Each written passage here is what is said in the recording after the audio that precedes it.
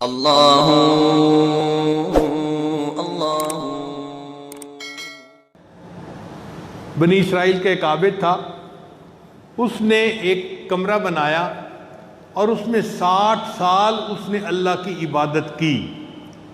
کتنی بڑی بات ہے، 60 سال تو ابھی بہت سارے لوگوں کی عمر ہی نہیں ہوئی، اس نے 60 سال اللہ کی عبادت میں اسی کمرے میں گزار دیے۔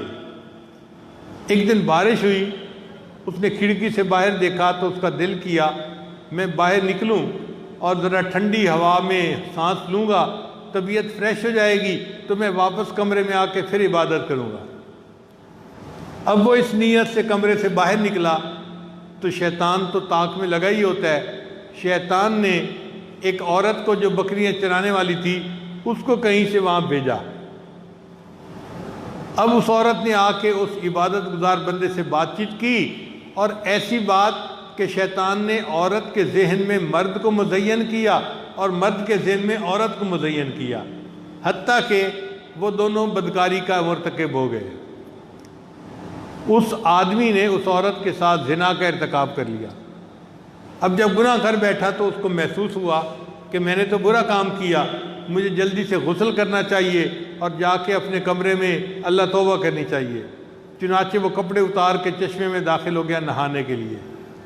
اللہ کی شان دیکھے کہ جب وہ نہا رہا تھا نا تو ایک سائل آیا اور اس نے آ کے اس کو کہا کہ میں بھوکا ہوں اور میرے پاس کھانے کو کچھ نہیں اور آپ مجھے کچھ دے دیجئے۔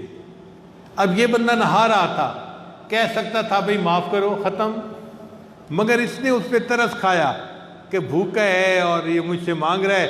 اس نے اسے کہا یار میرے جبے کی جیب میں نا روٹی کا ایک خشک ٹکڑا ہے، تم وہی اس وقت لے لو اور کھا لو، بس یہی کچھ میں کر سکتا ہوں۔ چنانچہ سائل نے وہ روٹی کا ٹکڑا نکال کے چبا لیا اور چلا گیا۔ چند لمحوں کے بعد یہ جو عابد تھا اس پر ہارٹ اٹیک ہوا اور اسی چشمے کے اندر اس کی وفات ہو گئی۔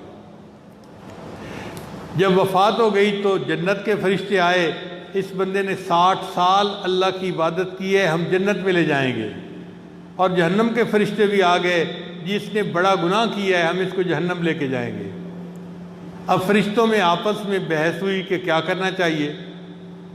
انہوں نے کہا کہ اس کی نیکیوں اور اس کی برائیوں کا آپس میں توازن کر لیا جائے۔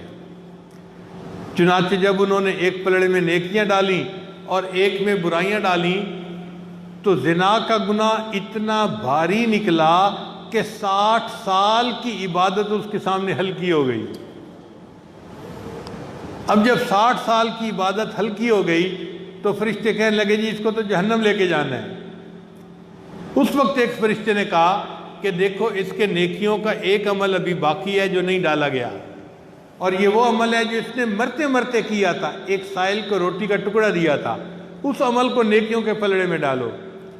چنانچہ اس روٹی کے ٹکڑے کو جب نیکیوں کے پلڑے میں ڈالا گیا وہ اتنا بھاری تھا کہ اللہ نے اس بندے کو اس کے صدقے جنت عطا فرما دی۔ اب بتائیے کہ 60 سال کی عبادت کام نہ آ سکی، روٹی کا ایک ٹکڑا جو کسی فقیر پہ ترس کھا کے اس کو دیا تھا وہ اس کی بخشش کا ذریعہ بن گیا۔